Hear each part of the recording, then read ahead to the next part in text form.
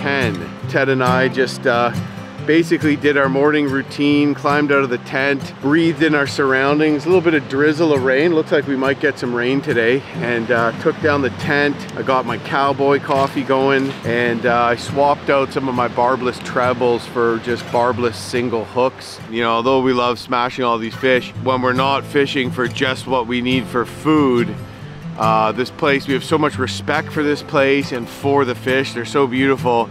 And for how good the fishing is, you know, we feel like if we just go in there and catch and release a ton of fish, you know, even if we do our best, some of them are going to get injured.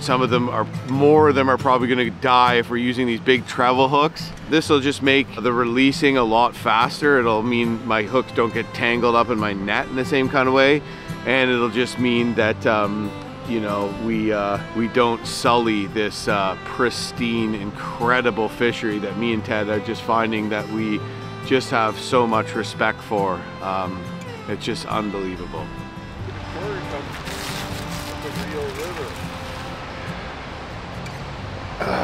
Well, it's that part of the day again. Apple cinnamon today. My second favorite, next to peaches and cream, which is more like a dessert. Let's see how the coffee turned out today.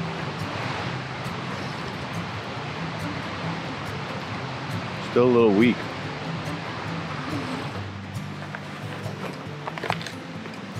We have not exactly rushed out of camp here, and that has to do with this being hands down one of the most beautiful campsites I've ever stayed at. But we're gonna get going because I'm sure there's more amazing things to see downriver. We do have a rapid coming up that is gonna be like a challenging and hopefully runnable rapid, but that might not be till tomorrow. There's this other tributary that we kind of wanted to hike up to explore a bit, but now we're thinking, you know, everywhere around seems amazing to hike and just, you know, look over the next ridge, follow an esker, see if you can see some wildlife. And we're thinking that maybe we just get ahead and hike somewhere else because everywhere is amazing. And we're just gonna get going. Looking forward to seeing what the day holds.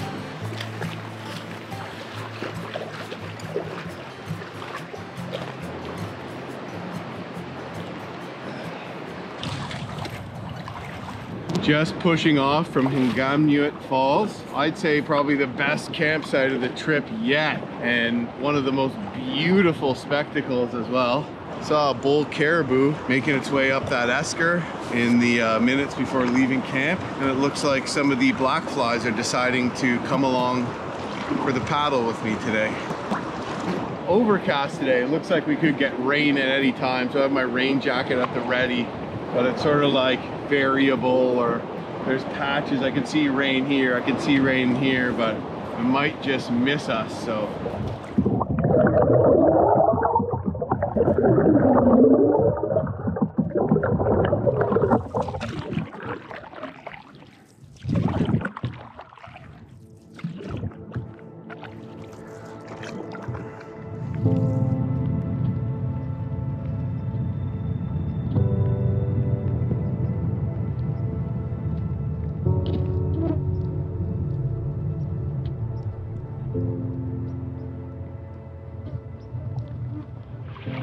really cool. Came around the corner, I saw it pretty far away, so I tried to paddle up to it. By the time I got close enough for a shot, it was midway through, swimming through the river, which was awesome. And then it kind of ran along the bank there a little and went up the hill. So pretty neat. Got pretty close to it too. Ted was behind me, and I think got some nice shots of it as well. But just awesome just to observe them, watch how they behave, watch their motions. That was a big one with really big rack, big scoops on the top.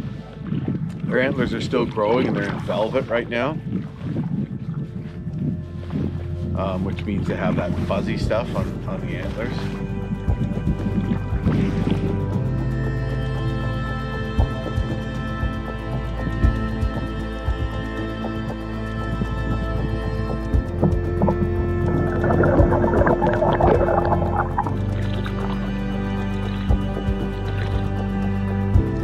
Well, I just pulled over quickly to take a little whiz. I discovered what looks like a total delicious clear water spring just coming right out of the ground here. Check it out.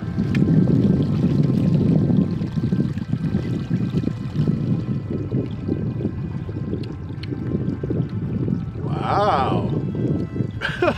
Tastes amazing. Oh, that tastes like fucking spring water, dude. I just noticed that there's a wolf trail with all wolf prints coming right up the spring.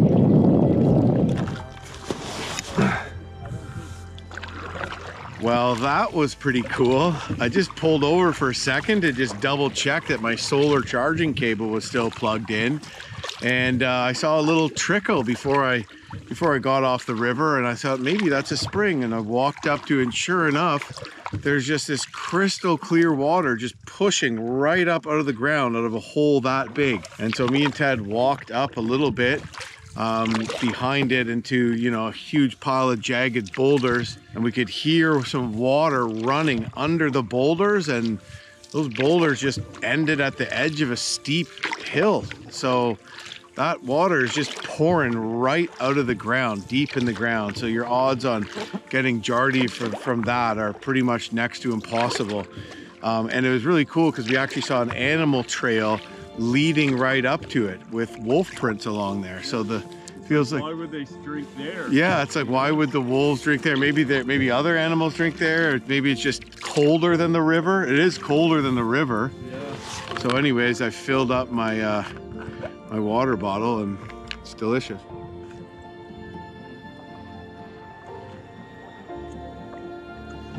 We have made it to the right river. Oh wow, I see ice up in the hills. Oh, and a huge falls. Wow.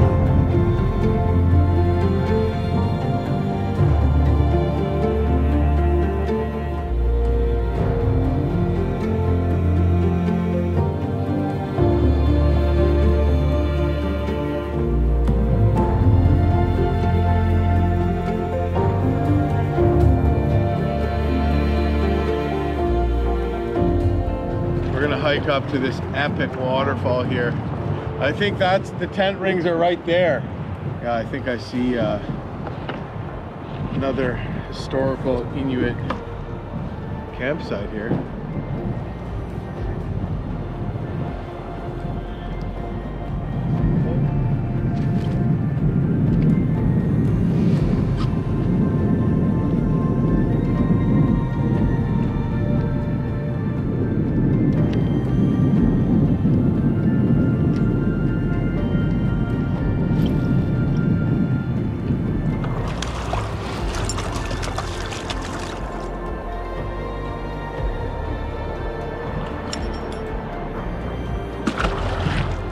Pretty good eater size.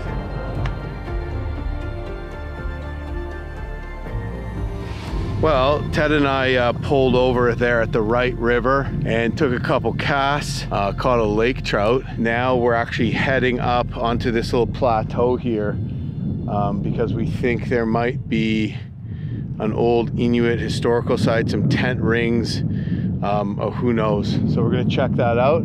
And we're gonna hike back towards the waterfall for a bit and just check out the river and then push on. But it's already a neat spot, and this waterfall is just unreal.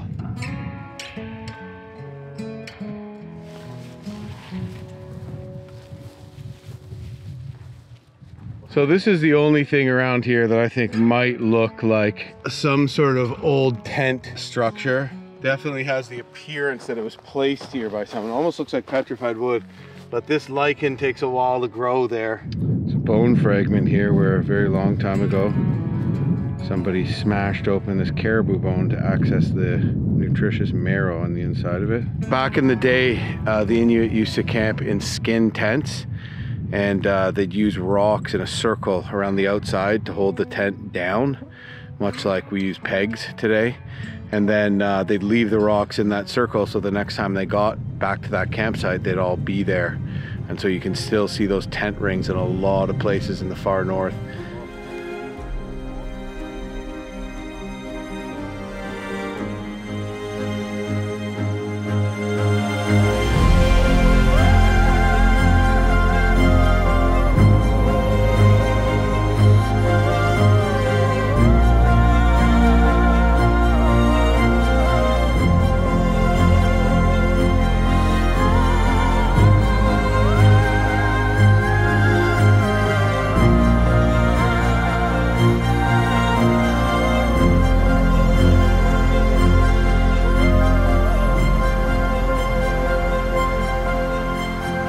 Well, that was super cool. Definitely worth getting out of the canoes and coming in to check it out.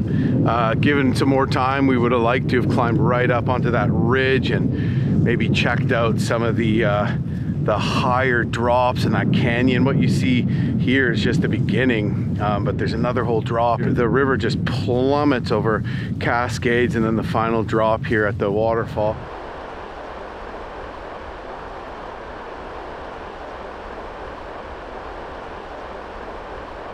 That's a whitey. That's a whitefish for sure. I saw the fin.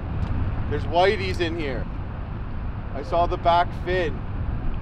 100% confirmation. Yeah, grayling.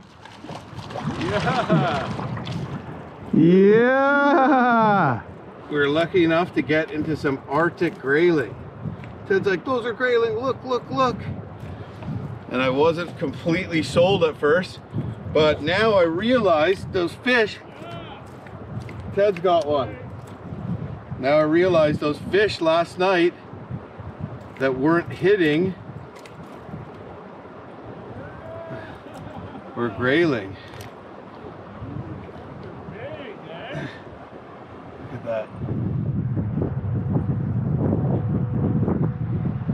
We're just back in the boat after a stop at the Wright River, caught Arctic grayling, caught lake trout, saw some big whitefish. We didn't keep them because we have a ways to go and it's hot out. So, you know, on this river, we're pretty confident that we could, you know, have good luck catching fish when we get close to camp. So grayling don't keep so well. They're really tasty, but the meat doesn't keep. So if they're sitting out all day, they get kind of mushy. And we got about 3 hours to cook behind us. I keep grayling all the time, but if you could get something fresher right from your campsite, I'd prefer to do that and let those beauties swim. So yeah, we're gonna try to bang off 3 hours of paddling.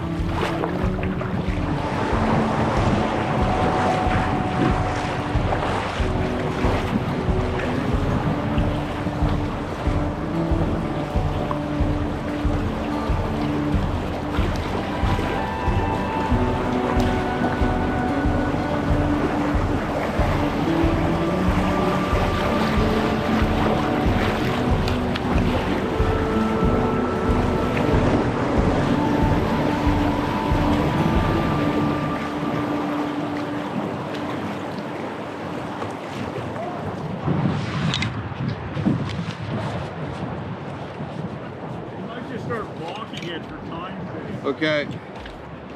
Yeah, because realistically, we're not going back to the other side at this point. Right, exactly. Why? Looks like you could run it down right at that boulder, though. Maybe.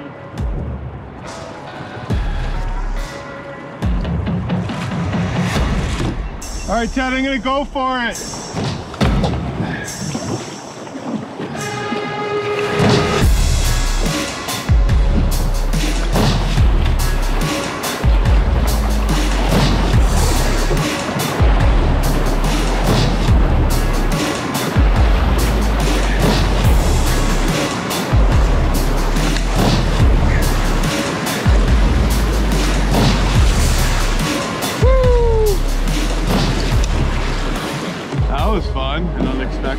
Technical class 1 ledge, we'll call that. Ted has opted to line this just because he's got all the solar battery stuff out charging, and to strap it all down would take a long time. Plus it's very bouldery.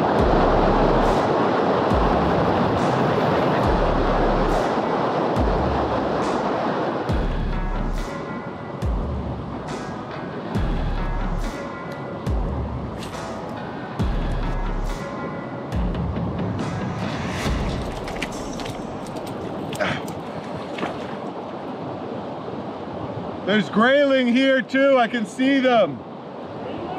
Yeah.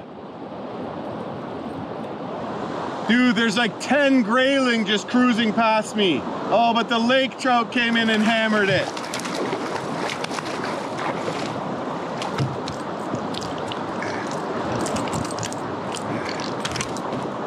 The Lakers are aggressive feeders. I was trying to pick up one of those grayling. Man, it's hard to make distance when there's so much fun stuff to do all the time.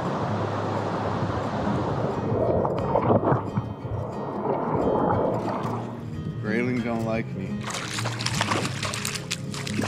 Look at the fins on this one, Ted. God damn it, how does anyone ever make it anywhere out here? Oh, see you, buddy. That one had orange fins. If you didn't see it, you have to take my word for it. Okay, now for real, we gotta paddle far and hard.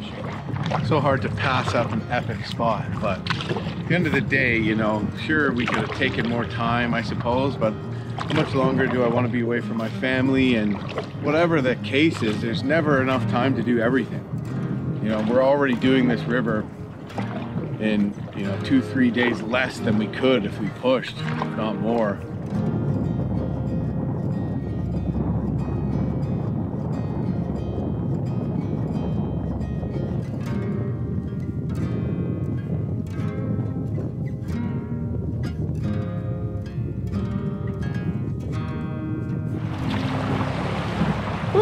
Coming through a little S-bend here at a pinch point. We got a bit of a swift.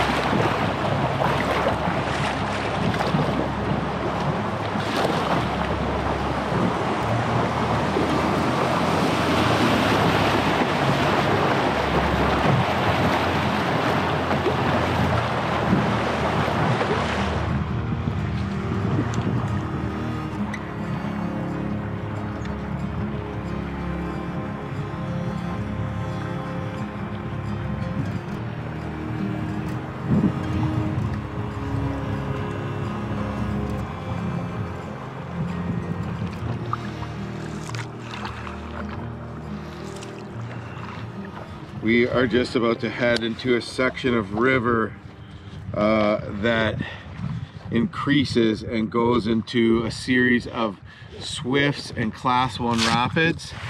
But as you can see, the river now has got quite a lot more volume than it did when we started.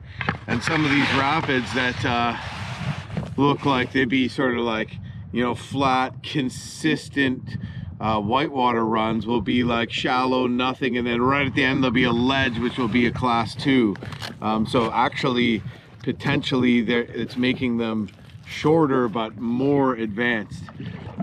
So with any luck though, we should make some good time going through here because it's looking like the current's going to pick up a good bit. I wouldn't mind picking up another grayling at some point though.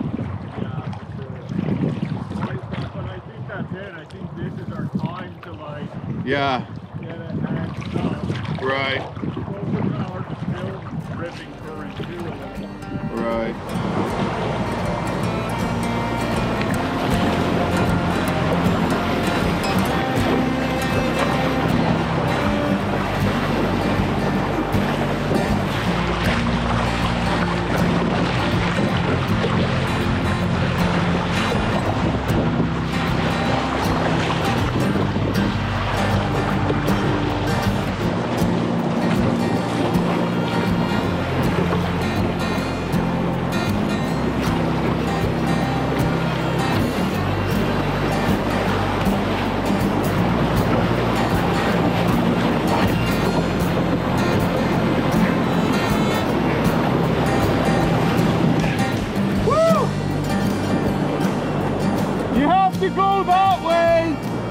Looks like far side, on the other side.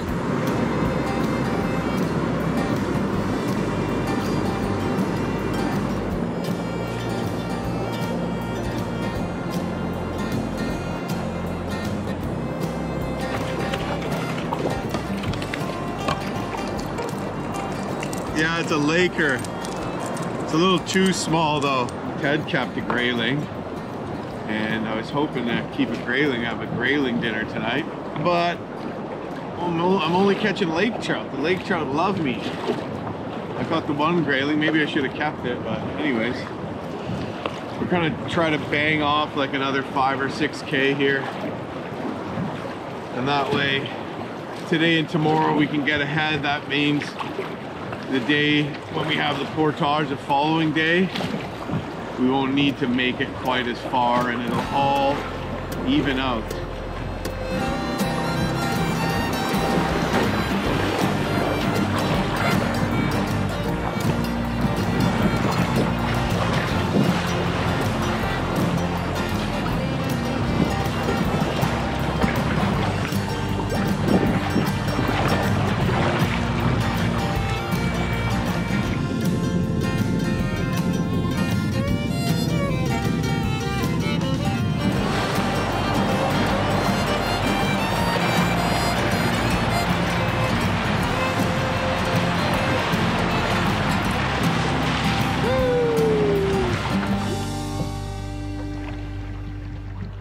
Well, this looks like a decent enough place to camp. Beautiful stretch of river, canyons, but you know, not very many camping sites. And this is flat. It's kind of in the floodplain, but as long as it doesn't hammer rain endlessly, I think we'll be fine. Well, we just got to camp and decided to camp sort of on this beach here. And I'm just swapping out of my water shoes and putting on my boots and dry socks, which always feel nice. And so I was busy doing that, and then I quickly looked down to see this.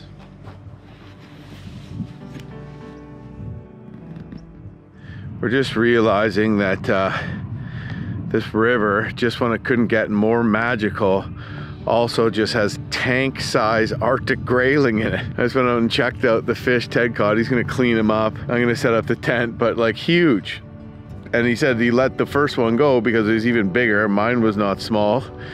So just when we thought things couldn't get even more magical, there's just beautiful, shimmering, iridescent tank grayling to be caught here as well. So looking forward to changing up, having a little bit of a different type of fish, and we can kind of compare which one we like better. But sun's still above the horizon, but it is a late one. So I'm gonna try to speed things up here and get into bed quick. But you know what? I've just come to accept that we're on a bit of a later schedule here, and that's fine. I'm having a blast. So anyways, time to get the tent up.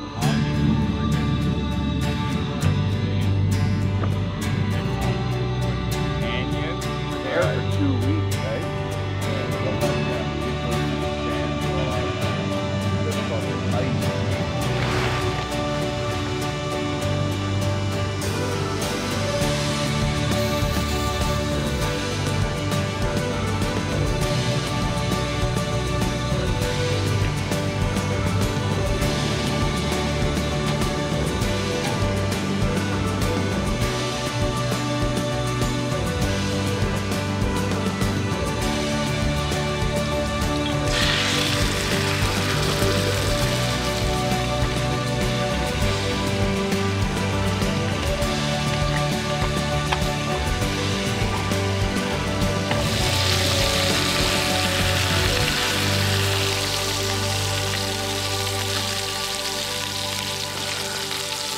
All right, so today we're doing dehydrated Thanksgiving dinner.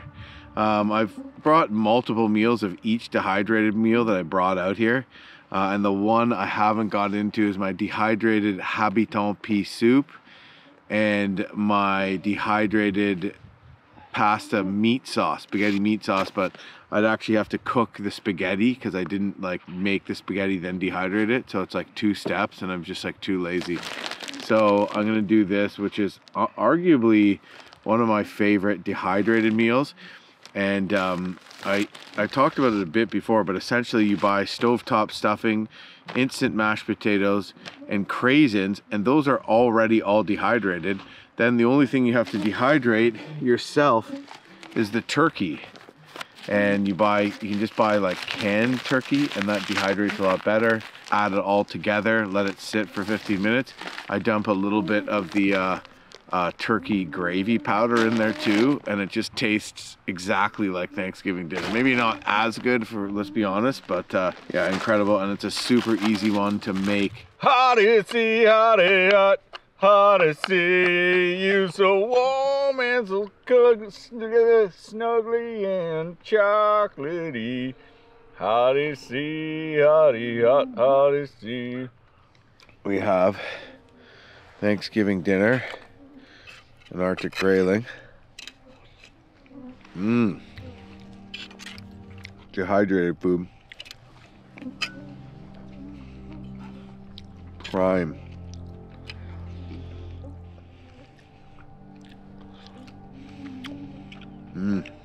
Good. Arctic Grayling's Latin name is Thymelius arcticus. And Thymelius is the Latin word for thyme. The herb, which is used as seasoning. And it's named that because of the scent of thyme that its flesh has. You kind of taste a bit of thyme type flavor. And look at that. When you cook it up like this, whole, nothing is wasted.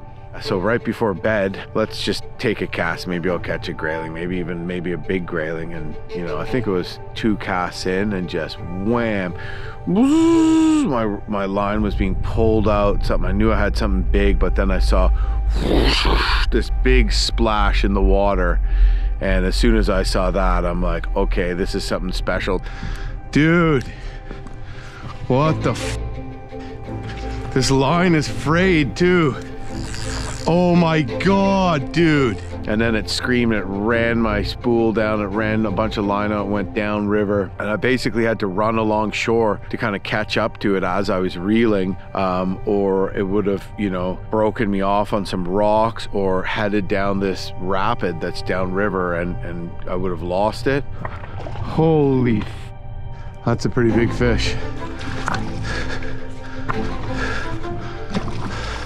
Dude, that's probably the one that ate the grayling head, you know?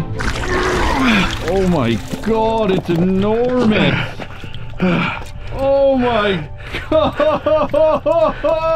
Got it. It'll be fine. Yeah, there's the, looks like the grayling head in there. Woo! Wow.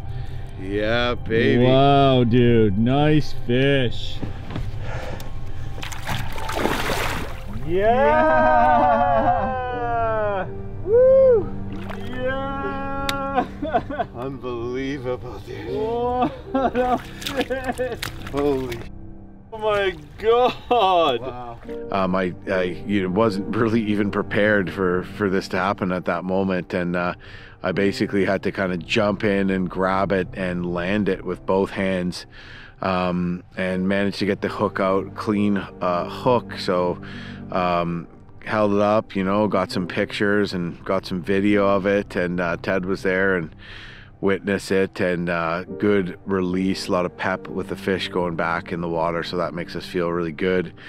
But wow, what a privilege to be able to tangle with fish like that, just casting from shore like this. You know, we're gonna give it an honest 20 pounds for sure, but who knows, might be more. Just a tank. Words cannot describe how special it is and how amazing this trip is, to be out here like this. Just incredible. And tomorrow should be another awesome day too. So I'm gonna get to bed and get back at it tomorrow. There's a lot of exciting stuff in store for tomorrow.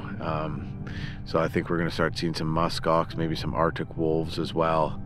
Good chance we see muskox tomorrow, and run some fun rapids, try to make some distance, but yeah, it should be pretty special. So looking forward to getting into her and to having a nice sleep.